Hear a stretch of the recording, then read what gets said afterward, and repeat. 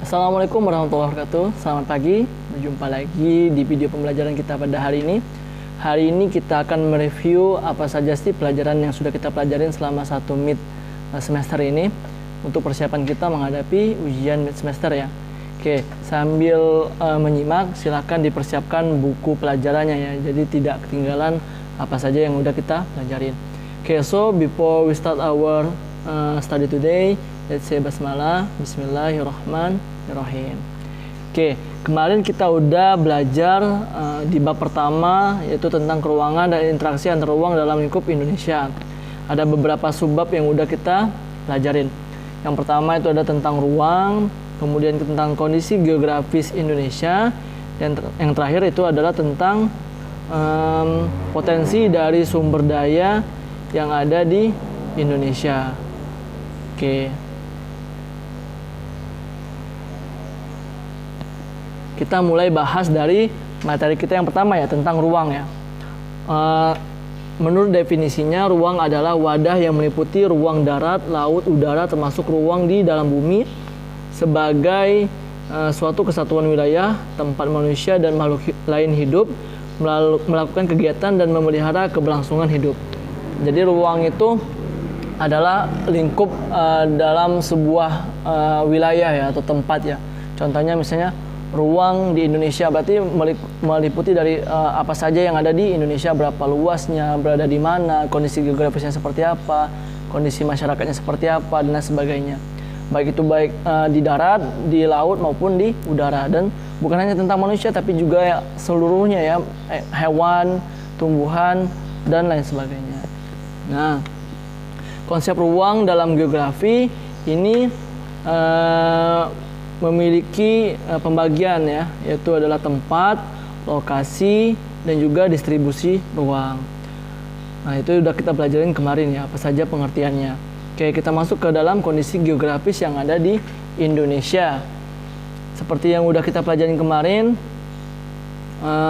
kondisi geografis Indonesia ini bisa kita lihat melalui peta, atlas, ataupun globe yang udah kita pelajarin kemarin ya, apa saja, bagaimana cara membaca peta, apa saja syarat-syarat peta, kemudian apa sih manfaat peta dan juga globe kemarin, jenis-jenisnya apa saja, kemudian unsur-unsur yang ada di dalam peta apa saja, kemarin udah kita pelajarin. Nah, untuk melihat kondisi geografis tersebut memang kita tidak bisa langsung ya kalau saat ini. Kalau memang mau menjadi menelitinya ya kita langsung terjun ke lapangan. Tapi kalau untuk melihat secara sekilas, kita bisa melihatnya dalam peta ya, karena beberapa peta, jenis-jenis peta bisa menampakkan kondisi geografis dari suatu wilayah. Kalau kita mau lihat kondisi geografis Indonesia ya, lihat saja peta di Indonesia seperti apa. Biasanya ada perbedaan, misalnya untuk daratan rendah, dataran tinggi, kemudian laut, sungai, dan lain sebagainya.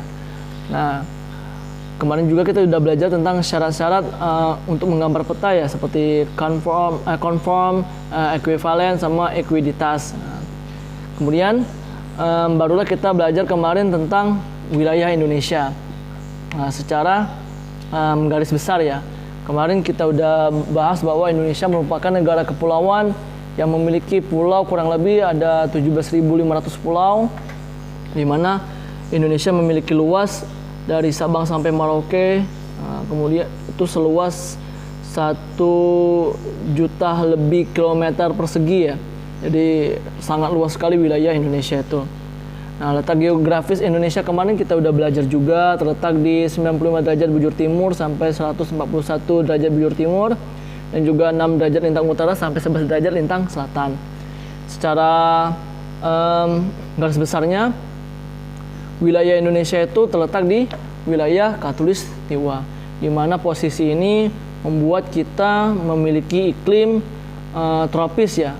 Selain iklim tropis, juga kita memiliki iklim musim, yaitu ada musim yang dipengaruhi dari angin muson barat, ada juga yang dipengaruhi oleh angin muson timur. Selain itu juga kita juga karena negara kepulauan, kita juga dipengaruhi oleh iklim laut. Nah, dari kondisi iklim ini tentu saja membuat negara kita ini memiliki potensi-potensi sumber daya alam ya. terutama potensi di bidang pertanian, kehutanan dan juga perkebunan ya. Karena curah hujan kita memiliki curah hujan yang cukup cukup lebat ya. Kemudian dengan musim yang jelas, ada musim kemarau dan juga musim hujan, sehingga biasanya di negara-negara tropis itu tumbuhan-tumbuhannya begitu beragam dan juga begitu kaya. Nah, dari segi geologi, Indonesia ini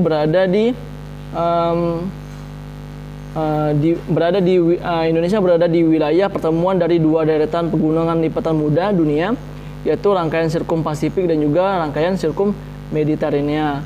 Selain itu juga kondisi geologi Indonesia itu berada di pertemuan tiga lempeng besar, yaitu lempeng Indo-Australia dan juga Eurasia dan juga Pasifik. Terakhir, Indonesia terletak pada pertemuan dua daerah paparan, yaitu paparan Sunda dan juga paparan Sahul. Nah, kondisi geologi Indonesia inilah yang mempengaruhi letak Indonesia ya. Kemudian persebaran flora, persebaran fauna, dan juga bagaimana Indonesia itu memiliki keberagaman yang memiliki batasan-batasannya. Nah, kondisi geologi itulah yang membentuk bagaimana rupa Indonesia ya. Kita kemarin sudah belajar bagaimana bentuk rupa di Indonesia. Seperti yang kita pelajarin kemarin, rupa di Indonesia itu baik di daratan maupun di lautan itu sangat beragam ya. Kalau di daratan kemarin kita memiliki dataran rendah, dataran tinggi, pegunungan, gunung, kemudian bukit, lembah, ngarai, kemudian penemplen, pantai, dan juga pesisir. Pengertiannya bisa kalian baca nanti di buku kalian ya. Kemudian relief dasar laut kita ada dangkalan, ada lubuk laut, ada gunung laut, ada palung laut, walaupun palung yang ada di Indonesia tidak sedalam palung Mariana yang paling dalam di dunia ya. Kemudian ada punggung laut dan juga ada alur-alur laut. Bentuk-bentuk ini bisa kalian lihat lagi nanti di pembelajaran kita sebelum-sebelumnya. Nah, relief muka bumi di Indonesia ini membagi wilayah-wilayah kita. Ada wilayah barat, wilayah tengah, dan wilayah timur seperti yang kita ketahui. Nah, pembagian wilayah ini juga berpengaruh terhadap persebaran flora dan fauna dan juga bagaimana kondisi iklim. Selain itu juga perbedaan waktu juga mempengaruhi. Nah, kemudian itu tadi dari segi kondisi geologi dari Indonesia ya.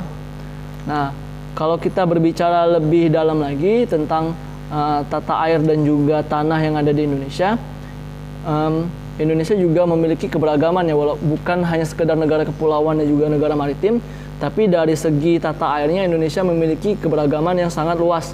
Di Indonesia ini memiliki danau-danau yang beragam ya, ada danau vulkanik, ada danau tektonik, dan lain sebagainya. Kemudian rawa, terutama di wilayah Sumatera, wilayah Kalimantan itu rawa di Indonesia itu lumayan luas ya wilayahnya ya. Ada rawa air tawar, ada air payau, dan juga ada rawa air asin. Apalagi sungainya, banyak sekali sungai-sungai yang ada di negara kita ya.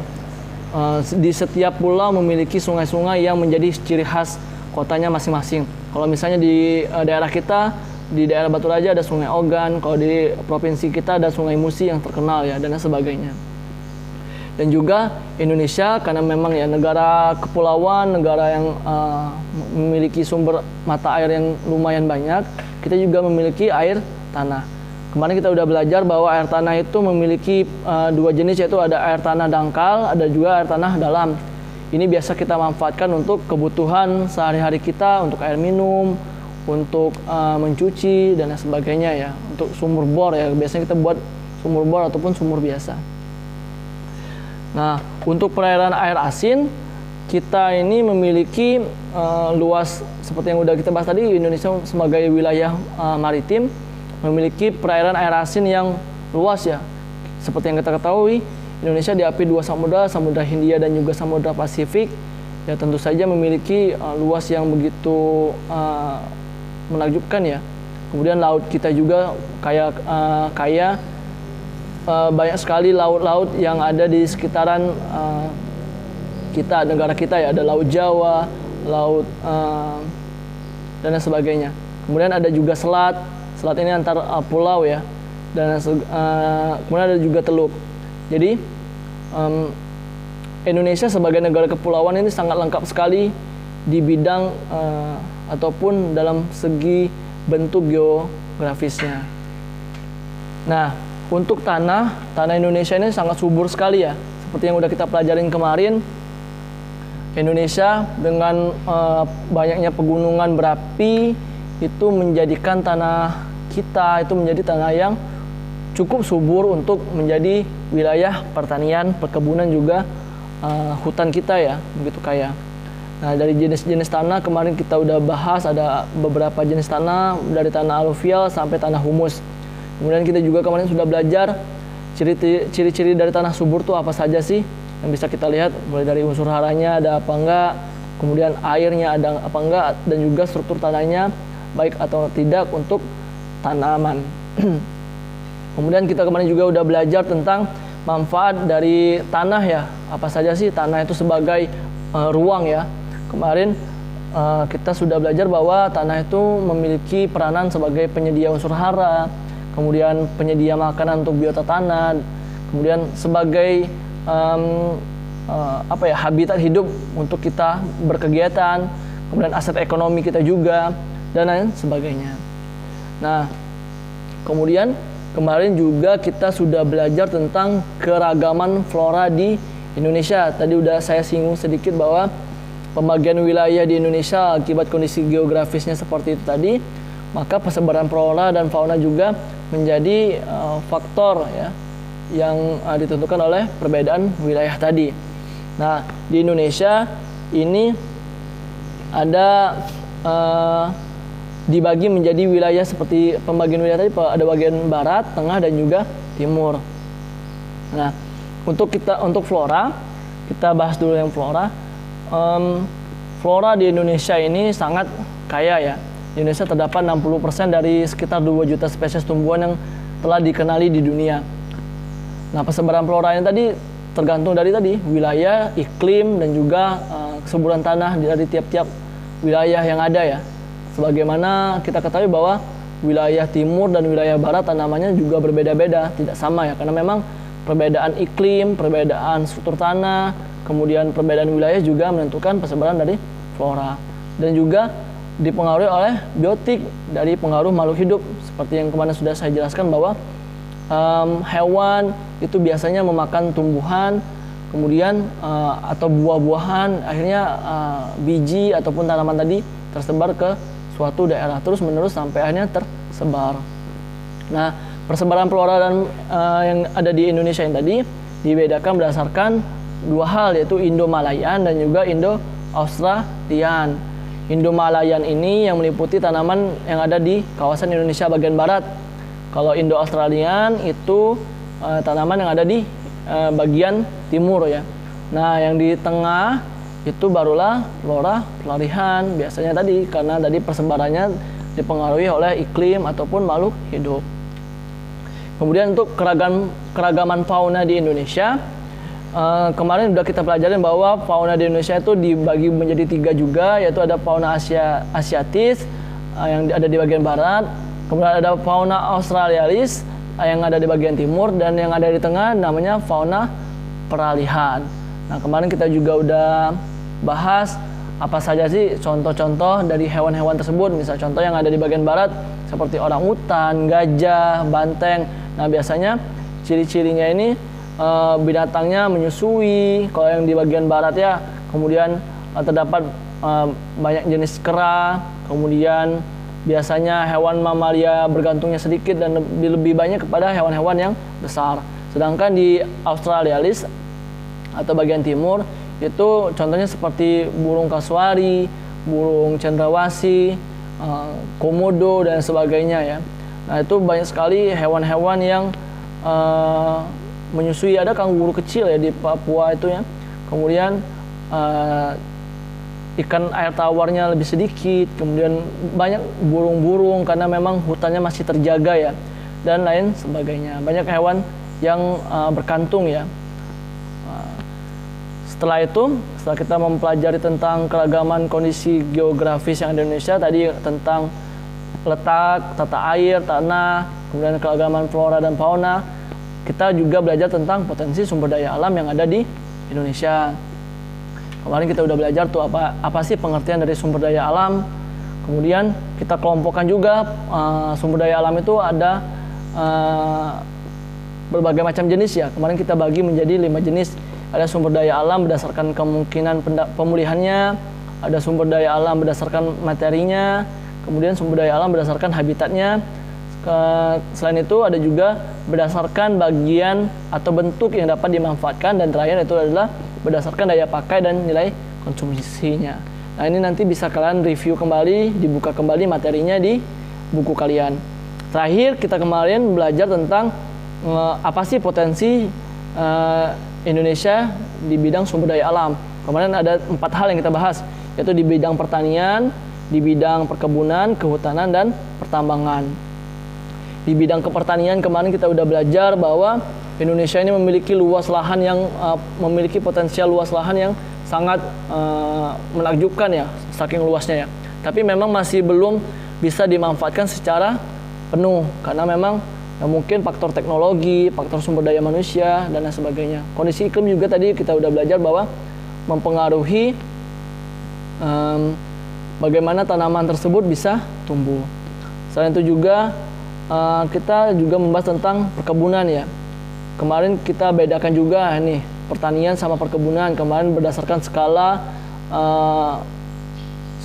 produksinya ya. Kalau perkebunan itu biasanya lebih luas, sedangkan pertanian itu lebih kecil. Dan juga biasanya perkebunan ini diolah oleh manajemen ya.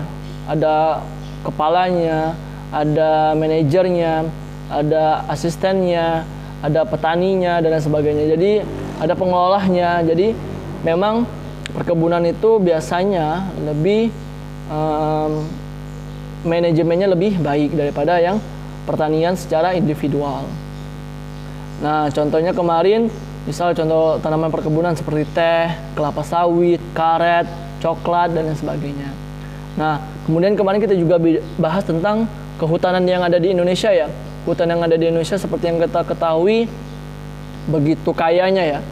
Nah, biasanya hasil-hasil hutan yang diambil di Indonesia itu seperti kayu, kemudian rotan, dan sebagainya. Kayu banyak sekali ya, yang kita kemarin ada kayu jati, ada kayu damar, ada kayu mahoni, dan lain sebagainya yang menjadi komoditi negara kita ya.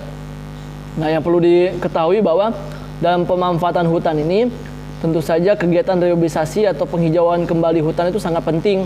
Karena kalau hutan terus dibabat habis, maka tentu saja sumber daya alam kita yang satu ini akan terus berkurang dan berkurang nantinya.